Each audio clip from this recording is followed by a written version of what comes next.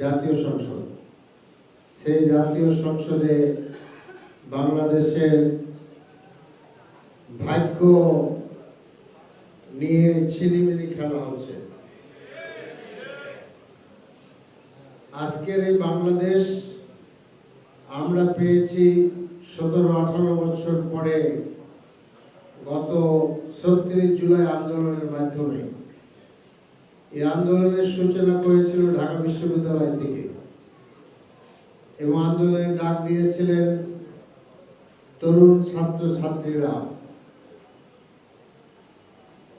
এর পূর্বে এই ঢাকা শহরে শাহীন স্কুলের সম্ভবত 2 জন বা 1 জন ছাত্র বাস চাপা দিয়ে মারা হয় তাকে।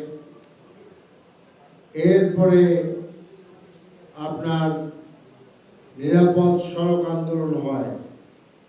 ওই দিনকের ওই নিরাপদ সড়ক আন্দোলনের ছাত্র ছাত্রীরাই আজকে বিশ্ববিদ্যালয়গুলোতে তারা ছাত্রছাত্রী। সেই ছাত্রীরাই সেখানে ছাত্রছাত্রীরা এই আন্দোলন গড়ে তোলে। এই আন্দোলনটা আপনার খুব সহজ ছিল না। এই আন্দোলন ছিল একদল তরুণ যুবক যারা বাংলাদেশের ভবিষ্যৎ ভালো করে বুঝেন, ভালো মন্দ বুঝেন, যারা এদেশের গতি প্রকৃতি বুঝেন, তাদের পক্ষ থেকে ডাকা একটা আন্দোলন। এবং এই আন্দোলন শুরু হয়েছিল কোটা আন্দোলনের নামে এবং সেই আন্দোলন পর্যায়ক্রমে 1 দফার আন্দোলনে রূপ নেয় এবং এদেশ থেকে দীর্ঘ 15 বছর আমাদের বুকের উপরে চেপে থাকা সেই গল্পের সিন্দাবাদের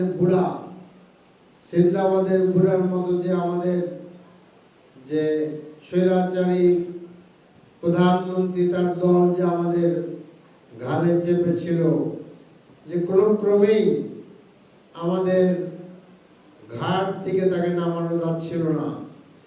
বহু আন্দোলন এদেশে হয়েছে কিন্তু কোনো রেজাল্ট হয়নি। একটি বালির ট্রাকও আমরা সরাইতে পারি নাই।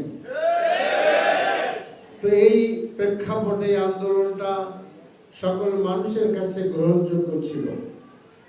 এদেশের সকল স্তরের মানুষেরা, আপনার পুরুষ নারী, শিক্ষক ছাত্র শ্রমিক, মাদ্রাসা শিক্ষক ছাত্ররা, বিশ্ববিদ্যালয় শিক্ষক, কলেজ শিক্ষক, স্কুলের শিক্ষক, চাকরিজীবী, সকল স্তরের মানুষ এই আন্দোলনে সর্বাত্মকভাবে অংশগ্রহণ করেছিলেন।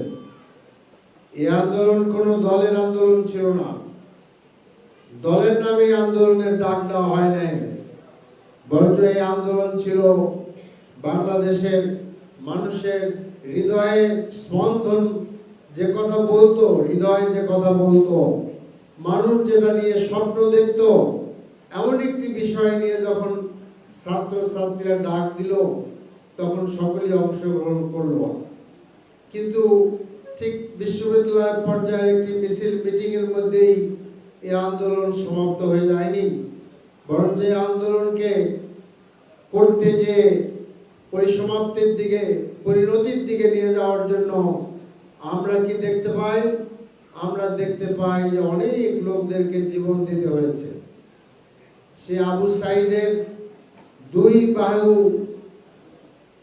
তুলে ধরে খুলে ডানা মেলে সে যখন বলেছিল, বুকের মধ্যে অনেক কথা, অনেক ব্যথা, কাজে সেই বুকে যখন পুলিশ গুলি করলো, আবু সাঈদ বারবার পড়ে যাচ্ছিল গুলি খেয়ে এবং উঠে দাঁড়াচ্ছিল, তখনই পৃথিবী বুঝলো, বাংলাদেশের মানুষ বুঝলো যে এই ভূখণ্ডে একটি উত্তাল আন্দোলন হচ্ছে, একটি সংগ্রাম হচ্ছে, একটি বিপ্লবের সূচনা হয়েছে। এবং সেই আবু সাঈদের সেই জীবনদান শেষ হয়ে যায়নি রংপুরের রোকেয়া বিশ্ববিদ্যালয় থেকে, বরঞ্চ এরা মুগ্ধ পর্যন্ত চলে আসলো। সেদিনের উত্তরার মুগ্ধ শোনো সশস্ত্র ব্যক্তি ছিলেন না, সশস্ত্র যুবক ছিলেন না, মুগ্ধ কিন্তু আপনার খুলনা বিশ্ববিদ্যালয়ের ছাত্র ছিলেন। আমরা তার জানি, তার পরিচয় জানি, তার আদর্শিক পরিচয় জানি, আবু সাইদের আদর্শিক পরিচয় জানি। একটি বারের জন্য আমরা বলি নেই তাদের পরিচয়ের কথা, আজও আমরা বলি নেই। এবং আমরা দেখতে পেলাম যে আন্দোলন ইন্টেন্সিফাই হলো এবং দিনের পর দিন মানুষ রাস্তায় নেমে এই আন্দোলনে অংশগ্রহণ করলো, হাতে হাত ধরলো, বুক পেতে দিল, লাশের পর লাশ পড়লো, কিন্তু মানুষ রাস্তা ছাড়লো না। যার ফলে এই আন্দোলন শুধু সফলই হয়নি, যারা বলেছিল যে পালাবে না, কি ভাই বলছিল না, পালাবে না, জায়গা দিবেন, আপনার বাড়িতে যে উঠবো, তো ঠিকই তারা বাড়িতে উঠছে, কিন্তু আমাদের বাড়ি ওঠে নাই, মামার বাড়িতে যে উঠছে। কিন্তু আমরা দেখতে পাই কি এই আন্দোলন করা হলো কেন? এই আন্দোলন কি রুটির জন্য করা হলো? এই আন্দোলন কি ভাতের জন্য করা হলো? এই আন্দোলন কি রাস্তার জন্য করা হলো? এই আন্দোলন হয়েছিল বাংলাদেশের মানুষের স্বাধিকার আন্দোলনের জন্য, স্বাধিকারের জন্য, অধিকারের জন্য। কারণ সেই 54-55 বছর বাংলাদেশ স্বাধীন হয়েছে। যদি আমরা ইস্ট পাকিস্তানকে ধরি, then the period is about 78 years, এবং আমরা এখনো পর্যন্ত একটি দেশ গড়তে পারিনি। অনাচার, অত্যাচার, নিপীড়ন, জুলুম এবং চাঁদাবাজি এবং একের পর এক স্বজনপ্রীতি, এইগুলা দেশে চলছিল। যার ফলে মানুষের বুকে, বিশেষ করে তরুণদের মনের মধ্যে ছিল একটি তীব্র প্রতিবাদ, তীব্র আকাঙ্ক্ষা, তীব্র আপনার পাওয়ার একটি আশা। যার ফলে দেখা গেছে এই আন্দোলন এমন একটি চরিত্র নিয়ে এসেছিল, পৃথিবীর বুকে যে চারিত্রিক বৈশিষ্ট্য বিরল। আমরা পুলিশকে বলতে শুনেছি, স্যার একটা গুলি করলে একটা মরে, আর কেউ যায় না। এ কথাটা খুব সহজ, কিন্তু এর ব্যাখ্যা অনেক বিস্তৃত, অনেক লম্বা। এবং সাধারণত কোথাও কোনো গুলি চললে সেখান থেকে লোক যায় না, চলে যায় না, এইটা কিন্তু বলা যায় না। আজকে আমাদের এইখানে যারা আছে, আমাদের ভাই সেলিম উদ্দিন সহ অনেকেই, তাদেরকে জেলে যাইতে হয়েছে, তাদেরকে হাত করা, ডান্ডা বেড়ি পড়ে পুলিশের ধরে নিয়ে গেছে, অত্যাচার করেছে, নিপীড়ন করেছে। আজকে আমাদের জামাত ইসলামের আমির ডাক্তার শফিকুর রহমান জেলে ছিলেন, আজহার ভাই বোধহয় 13 কি 14 বছর জেলে ছিলেন। রবিউল ইসলাম খান ডান্ডা বেড়ি পড়ানো হয়েছে তাকে। ডক্টর শফিকুল ইসলাম, তাকেও ডান্ডা বেড়ি পড়ানো হয়েছে। আমাদের ভাই দেলোয়ার হোসেন, শিবিরের আরেকজন কেন্দ্রীয় সভাপতি, তাকে আপনার নির্মমভাবে অত্যাচার করা হয়েছে, যার উঠে দাঁড়ানোর শক্তি ছিল না। এবং বহু লোককে আমরা দেখেছি যে আশুলিয়াতে আপনার 5-7টি মানুষকে হত্যা করা হয়েছে। হত্যা করার পর সেই লাশ কেরোসিন দিয়ে জ্বালিয়ে দেওয়া হয়েছে।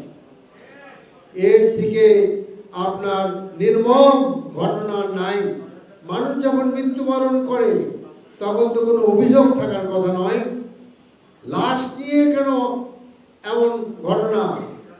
আমরা দেখি যে আপনার সেই ঝিনাইদহের এক মাকে বলতে যে আমার সোনামণিকে তোমরা যদি মেরেই ফেলবে, তার চোখ উঠাইলে কেন? আসেন কেউ এর প্রশ্নের উত্তর দিতে? বাংলাদেশে আয়না ঘর করা হয়েছে। এই আয়না ঘরের থেকে ফিরে এসছে ব্যারিস্টার আরমান, ফিরে এসছে ব্রিগেডিয়ার আজমি, মাত্র কয়েকদিন পরে ফিরে আসছে আপনার হুম্মাম কাদের, আরো কয়েকজন ফিরে আসছে। কিন্তু এই 4-5টাই কি আয়না ঘর ছিল? আজকে বাকি লোকেরা কোথায় গেল? আমরা প্রথম থেকে বলে আসছি যে আমরা এই আন্দোলনকে, অত্যাচার নিপীড়নকে কখনো দলীয়, কে কথা বলছেন ভাই, খুব বেশি প্রয়োজন থাকলে প্লিজ প্লিজ গো গো গো। আর তুমি, তোমার তো বকা লাগাবো, তুমি এখন হাত ঠিক হয়নি এখনো তোমার, এটা নিয়ে ঘুরতেছো। হ্যাঁ, কথা বলো, মিটিংয়ের পরে কথা বলো আমার সাথে। তাই বলছিলাম যে আমরা প্রথম থেকেই এই আন্দোলনকে দলীয় কোনো মোড়ক দিয়ে আমরা সেই আন্দোলনকে চিহ্নিত করি নাই। আন্দোলনের প্রতিটি পর্যায়ে, প্রতিটি পরতে পরতে, প্রতি বাঁকে বাঁকে আমরা ছিলাম। আমরা জানি আমরা বাসা বাড়িতে থাকতে পারি নাই। আমার মনে আছে, আমার বাসা তো এইখানে তেজকুড়ি পাড়া।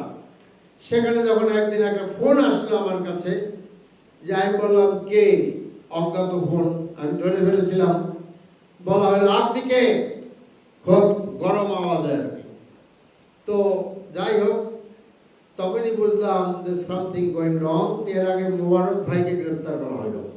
তখন বাসায় সিদ্ধান্ত হলো যে বাসায় থাকা যাবে না। আগে বাসায় থাকতাম উপর নিচ করে ঘুরে। দেন পরের দিনই সকালবেলা আমরা এখান থেকে চলে গেলাম, কিন্তু সেটা খুব সুখ যাত্রা ছিল না। আমার মনে হয় জামাত ইসলামের মধ্যে যারা কর্মী ছিল তাদের মধ্যে সবচেয়ে আরামে মনে আমি ছিলাম। রিয়েলি আমি অনেক আরামেই ছিলাম বলবো, কিন্তু আমাদের ভাইরা সকলেই জেলে গেছে। আমি জেলে গেছি বহু আগে ছোটবেলায়, কিন্তু এই সময় আমার জেলে যাওয়ার সুযোগ হয় নাই। কিন্তু আমি যখন বেরোলাম তখন আমাদের রাত্রে বাসায় আলোচনা করা হয় যে কীভাবে বেরোবো বাসার থেকে। সবাই না চিনে তো কেউ কেউ চিনে আমাকে, এখন তো অনেক বেশি মানুষ চিনে। তখন বলা হলো ঠিক আছে গাড়ি নিয়ে যান। সবাই বললো যে গাড়ি ইজ মোর প্রবলেম, গাড়িকে চেক করা হয়। তো যাই হোক, ঠিক হইলো যে রিক্সায় যাইতে হবে। তো রিক্সায় যাবো, কোথায় যাব? পরবর্তী পর্যায়ে সিদ্ধান্ত হলো যে আমার একটা প্রেসক্রিপশন ছিল, ফাইল ছিল এক কার্ডিয়াক ডাক্তারের। He is actually my pressure, blood প্রেশারের doctor. Then I took this file along with my son and we hired a rickshaw. আমরা ইবনে সিনা হাসপাতালে রিক্সা নিলাম। রিক্সাওয়ালার কিছু বলা হলো না, কারণ এখানে সব জায়গায় ট্যাঙ্ক ছিল, মিলিটারি ছিল, আপনারা দেখছেন তো। তা আমরা এদিক দিয়ে গেলাম এবং এই আমাদের রাজাবাজারের ভিতর দিয়ে পাস হয়ে, এই রাস্তাগুলো আমি এখন আগে চিনতাম না, এখন চিনি। এই দিক থেকে বেরোয় যাই আমরা ধানমন্ডিতে ঢুকলাম। ধানমন্ডি ঢোকার পরে আমার ছেলে বললো যে বাবারে তুমি কি ধানমন্ডি 7-এতে যাইতে পারবো? কয় স্যার যাইতে পারবো। গেলাম, আমারই বোনের বাসা। সেখানে যাই দেখলাম গেট খুব কড়া আর কি। আমাদেরকে নাম লিখতে হইলো, কোথায় যাব, টেলিফোন নাম্বার ইত্যাদি। দেন আমি ওখানে গেলাম। আমি গেলাম কোথায় আমি নিজেও জানতাম না আমি কোথায় গেলাম। ওই বিল্ডিং আওয়ামী লীগের 2জন এমপি আছে, সেখানে আমি গেলাম। এবং আমি যে বাসায় থাকলাম, আমার পাশের ফ্ল্যাটেই হলো আমাদের স্বরাষ্ট্রমন্ত্রী PS এর flat. Very nice place to stay, isn't it? Very nice place. সেখানে থাকলাম। তো আমি আর নামাজে গেলাম না মসজিদে। মসজিদে ছাড়া তো নামাজ পড়ার উচিত না, পুরুষদের সকলেই তাই করা উচিত। তো যাই হোক, সময় কাটালাম। আর তখন থেকে আগের থেকে নির্বাহী বৈঠক হচ্ছিল আমাদের, কন্টিনিউয়াস, প্রতিদিন 1বার 2বার 3বার, রাত্রে, গভীর রাত্রে ফোনে নির্বাহী বৈঠক করতে লাগলাম। Then it was very clear to us, যে কোনো মুহূর্তে আমাদেরকে অ্যারেস্ট করতে পারে। If you talk through telephone, you have no safety. The device was established by the Bangladesh government, যেখানে আপনাকে ইজিলি ধরতে পারবেন। This unit is working in the inside of Ganabhaban. আপনার গণভবন ওখানে মসজিদ আছে না, ঠিক মসজিদের পুরো পাশে যে লাল বিল্ডিংটা দেখবেন, এই লাল বিল্ডিংটা একজন ব্রিগেডিয়ার না মেজর জেনারেলের নেতৃত্বে ইউনিটের কাজ করে, যে ইউনিট এখনো পর্যন্ত কাজ করতেছে।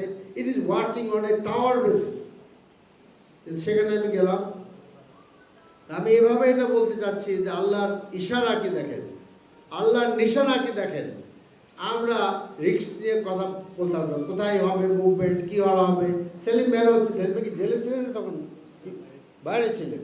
উইও আর আপনার বিভিন্ন জায়গার থেকে আমরা মানে অ্যাটেন্ড করছিলাম। এবং এই আন্দোলন অনেকে কৃতিত্ব করেন, আমি একটা বই পড়ছিলাম আর কি, অনেক কৃতিত্ব দাবি করেন যে আমরা এটা ভাষা আন্দোলনের বইয়ের, সেই আন্দোলনে অনেকে দাবি করেন যে ওনারা সবাই ভাষা আন্দোলন করেছেন। তারপর একজনে লিখছে, একজনে যে বহু বামপন্থীদের দেখা গেছে যে ওই ঢাকা মেডিকেল করে রাস্তা দিয়ে ঘুরতে এই আশায় যে পুলিশ ধরে কিনা তাহলে ভাষা সৈনিক হয়ে যাবে। এরকম আমরা দেখি যারা সাংবাদিকদেরকে প্রশ্নের উত্তরে বলেছে এই আন্দোলনের সাথে আমাদের কোনো সম্পর্ক নাই, তাই এখন বাইরে এবং সংসদের ভিতরে বলে জুলাই আন্দোলন আমরা করেছিলাম। আমরা এটা অস্বীকার করি না যে আপনারা গ্রেপ্তার হয়েছিলেন, অস্বীকার করি না যে অত্যাচার হয়েছে, নিপীড়ন হয়েছে, এগুলো আমরা অস্বীকার করি না। কিন্তু সেই শিলংয়ে না কোথায় বিরাট রেস্ট হাউসে বিশাল রুমের মধ্যে সোফার মধ্যে গায়ে লিয়ে দিয়ে থাকার, আর বাংলাদেশে পালায় পালায় জেলখানা থাকা, ডান্ডাবেড়ি পড়া দুটি এক জিনিস না। বাংলাদেশ থেকে আমিও চলে গেছিলাম, লন্ডনে গিয়েছিলাম, সেখানে যারা ছিলেন, আমি অনেকদিন ছিলাম, বেশি দিন থাকা সম্ভব নয়, দেয়ার ইজ ভিসা ইস্যু। কারণ কখনো ভাবি নাই যে পলিটিক্যাল আশ্রয় নেওয়া হবে। আমাকে বলা হয়েছিল, আমার বড় মেয়ে সেখানে থাকে, যে আব্বু তুমি পলিটিক্যাল অ্যাসাইলাম ক্লেম করো, বাট আই ডিড নট। আমি বলছি no, I not do it. Then I went to Qatar. কাতারে বেশ কয়েকবার থাকলাম, আর থাকতে পারতেছি না, কারণ সেখানে আমার থাকার আইনগত ইয়ে নাই। Then I went to Oman. এসব তো আমরা বলি নাই রে ভাই। ওমান গিয়েছিলাম, সেখানে আমি 22 দিনের ভিসা পাইছিলাম, আমি স্টে ফর 22 দিন ওখানে থাকলাম। Then I came back to Qatar. তো এই যে আমাদের কাহিনী, বহু লোক, বহু মজার ব্যাপার হলো যে যখন এই বাংলাদেশটা স্বাধীন হয়ে গেল, অনেকে আপত্তি যে এটা আপনারা এটা স্বাধীন বলতেছেন কিনা। আমাদের একজন খুব তুখর ব্যারিস্টার, ভালো বিতর্ক করতে পারে, তিনি আমার পাশের সিটের, তিনি কালকে খুব ভালো বিতর্ক করলেন। তিনি এনসিবির লোকদেরকে বললেন, এখানে এনসিবির আমার তরুণ হাত ভাঙা ভাইরা আছেন, I salute them. I again tell you, I salute these young people. তারা বললেন যে আপনারা আন্দোলন করেন কিন্তু জামাতের সাথে জামাত হয়ে যায়েন না। আমি সেই আপনার ব্যারিস্টারকে বলতে চাই, দেখেন আপনি কোথার থেকে আসছেন, কি তার পরিচয়, কার জামাই আপনার, এই কথা আমরা জানি, ভুলে যাই। আপনার লোক, আপনার শ্বশুররা আজকে কোথায় আছে? ভারতে নাই। কাজে আপনি পানিরটাও খান, ডাঙ্গারটাও খাইতে চান, ভালোই তো ব্যবস্থা দেখতেছি। আপনি বলেছেন যে আপনি তো জেল খাটছেন, কাকে বলছেন? ভাই জেল খাটছেন তো জেল খাটা, আপনার জেল খাটা আর আমাদের জেল খাটা তো এক জিনিস না। 13-14 বছর আমাদের আজহার ভাই কন্ডেম সেলে ছিল। Is it comparable to your imprisonment? Never, কখনো নয়। তা আজকে আমরা নীতিগতভাবে, এবং আরেকটি কথা বলা দরকার, যখন আমাদের জোট ছিল বিএনপির সঙ্গে, সেই জোটে কিন্তু আপনি ছিলেন, তখন আপনার গায়ে আমাদের গন্ধ লাগা নাই। এখন মেলা গন্ধ না, এখন মেলা গন্ধ। আমরা বিস্কুট খাইলে আপনারা বলেন যে আমরা বাতাসা খাইতেছি, আর আপনারা বাতাসা খাইলে বলেন যে আমরা দামি ক্রিম বিস্কুট খাইতেছি। এই সমস্ত গল্প কাহিনী চলবে না। আমরা জানি যে বাংলাদেশের ভাগ্য আকাশ কোথায় আটকায় যায়, কেন আমার দেশের মানুষরা আজকে ধুকে ধুকে মরে, সেটা আমরা জানি। তো কাজেই সেই জন্য সবচেয়ে বড় প্রয়োজন ছিল জুলাই সনদ, জুলাই চার্টারকে বাস্তবায়ন করা। কিন্তু আমাদের দুর্ভাগ্য যে বাংলাদেশের মানুষ কখনোই তাদের ভাগ্য আকাশে সেই এক ফালি চাঁদ আর দেখতে পেল না কখনো। এই যে ঈদের চাঁদ যখন কিছুদিন আগে উঠলো, তখন বাংলাদেশের মুসলমানরা সেই রমজানেরই রোজার শেষে এই গান গাইল, কিন্তু আমরা আর এই গান গাইতে পারলাম না। আজকে আমাদের সংসদ থেকে ওয়াক আউট করে আসতে হলো, কিছুতেই আমাদের কথা শোনা হচ্ছে না। আমিরে জামাত তো সুন্দরভাবে মোলায়েম ভাষায় যে স্বীকৃতি আমার সেই তরুণ রাষ্ট্র নিজেও দিয়েছেন।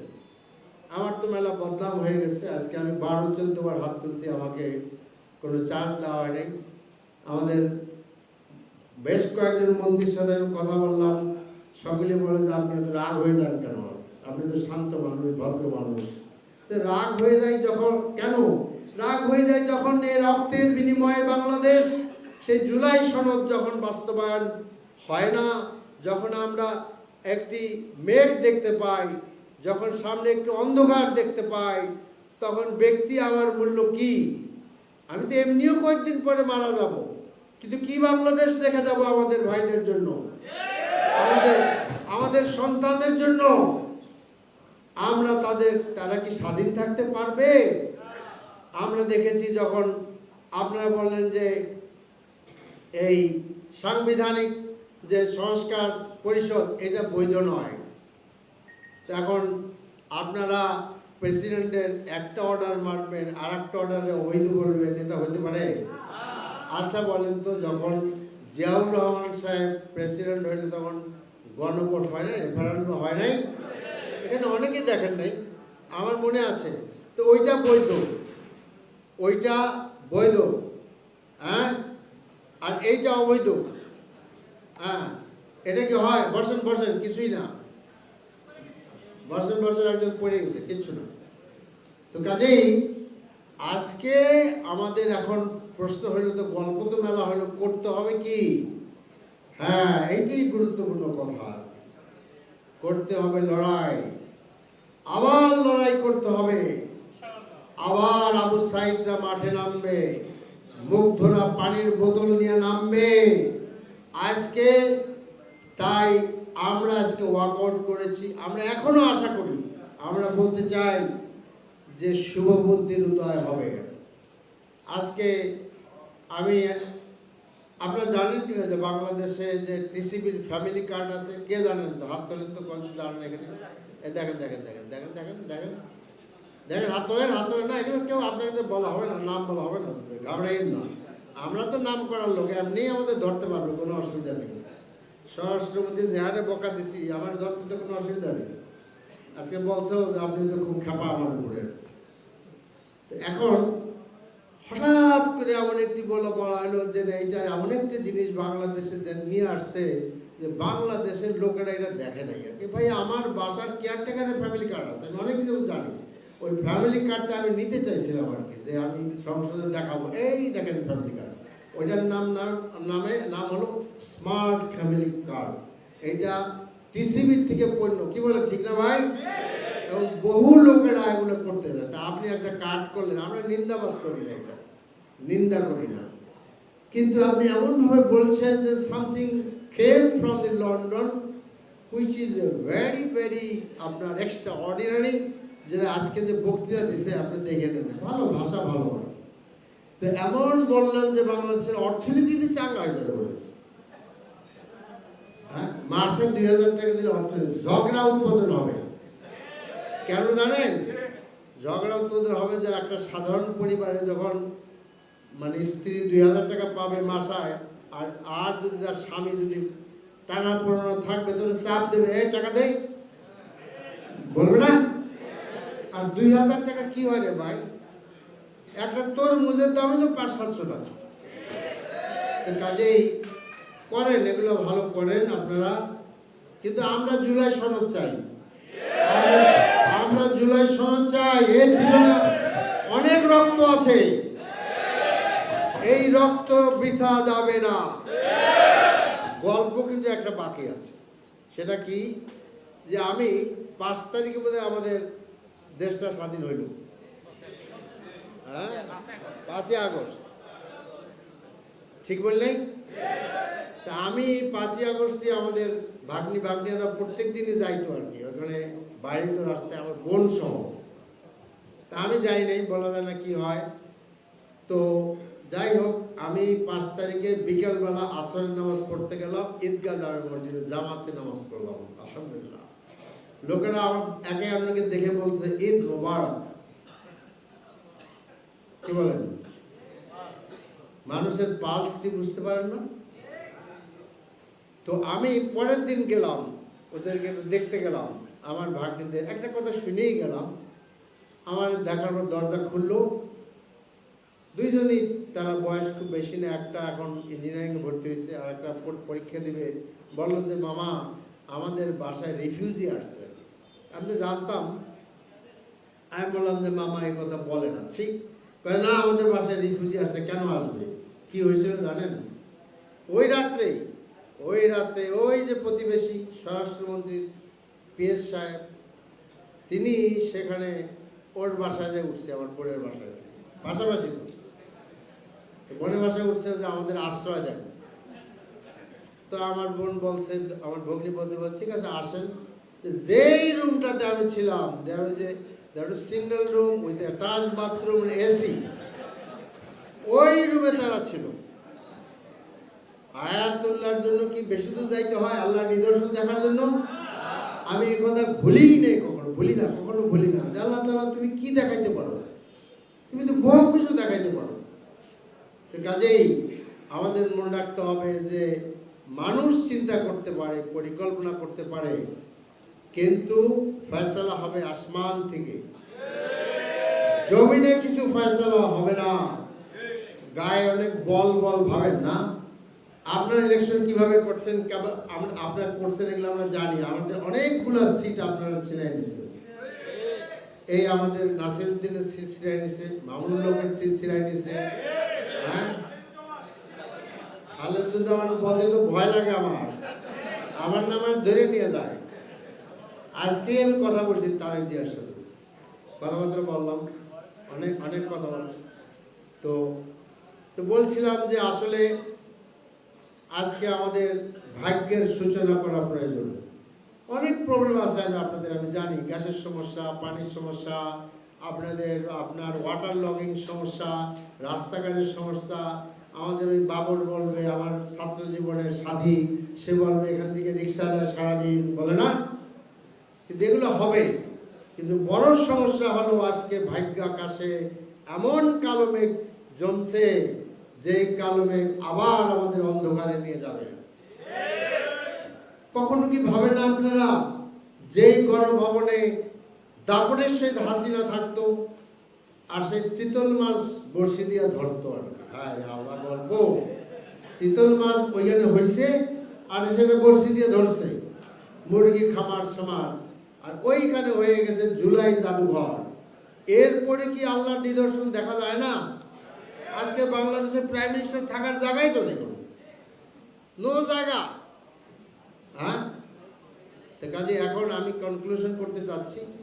আমার কথা হলো জামাত ইসলামী আমাদের সাথে, এনসিপি আছে, বলতে পারে না আমরা এনসিপির সাথে আছি, আমাদের সাথে মামুনুল হক সাহেবরা আছেন, আমাদের সাথে আরো দলরা আছে, এদেশের মানুষ আছে।